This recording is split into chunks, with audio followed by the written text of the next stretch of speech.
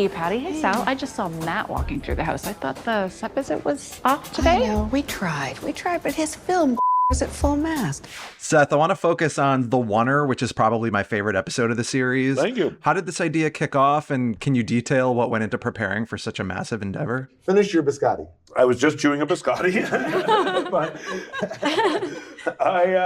it was an idea we had pretty early on in the shoot. The original idea was just like how disruptive it can be at times when studio executives come to visit the set, and how much the filmmakers often don't love it when the studio executives come visit the set, and how sad it is for the studio executives because it's genuinely their favorite part of the job. And it's like why they got into the industry in the first place was to kind of be on the ground floor of all of it and to like see the magic happen, you know what I mean? So It's just a treat, really. You know, it's kind of like being, with P.T. Anderson on the set of Boogie Nights when they shot that opening Oner, or being on the set of Touch of Evil with Orson Welles, you know, as he shot the car bomb scene. Or I visit a set and no one wants me there and I'm disruptive to it. And then slowly the idea evolved into like, oh, they should be shooting something very complicated. So it's like the worst day for me to show up on set. I don't need it. I'll just watch the Oner. I'm totally good. Wait, why cut? That take was perfect. What happened? Greta says she's hearing people whispering, and it threw her off. Oh, come on. And I'm making it harder, and they have a very limited amount of time to shoot it. And then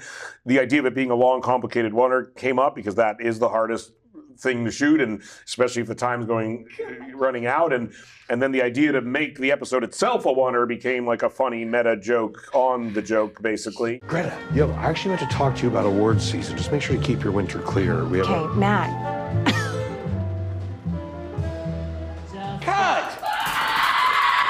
Yeah, and it was one of the first episode ideas we came up with. And it's actually like, as we were doing that, we were kind of like, we should just do every scene as a Oner because we're going to do this episode and we're going to feel like it's the best one. We're probably going to love shooting like this. So that was actually where the idea to do the whole show like that came from as well. How many times did you rehearse in full before the camera started rolling, and how many takes did it take to nail the thing? All morning. All morning. We shot in like 4 chunks basically because we could only shoot for like around 90 minutes a day because we actually were only shooting during magic hour.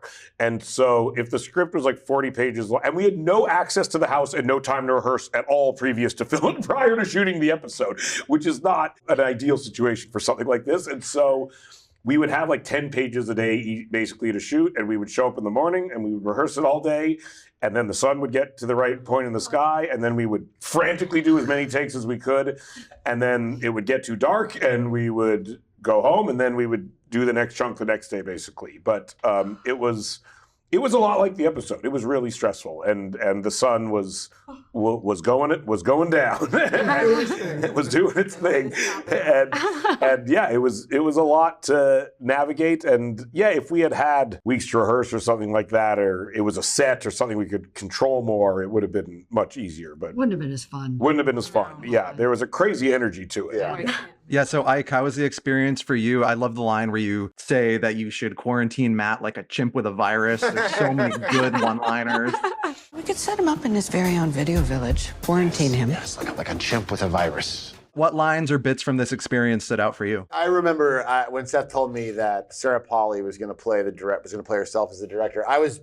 I'm a huge fan of hers. I was a huge fan of hers when she was acting, and then I love her movies, and she did not disappoint. She really was just simmering with rage. Who the f***'s car is ruining the shot? Oh, it's mine. I'll move it. I'll move it. Why are you even still here, It's not my fault. And then when they would call cut, and she would tell you an incredible story from like I know. Hollywood in the 90s. She's like, I was with Adam McGoyan and Leonard Cohen, and you're like, oh, great story.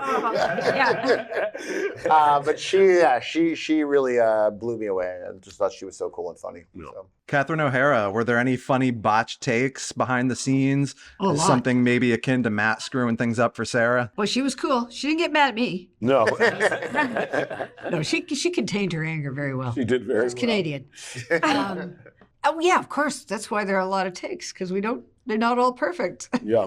But it's still fun. I don't know what it is. It's exciting. It's like, we get another chance. We're going to go again? Okay. And if you blow it, but you keep going, you think, shoot, I already blew it. And when if you finally say cut, Yeah. I mean, before the scene's over, it's like, oh, good, somebody else made a mistake. Thank you, Lauren. This one's not on me. Yeah. No, just a thrilling way to shoot.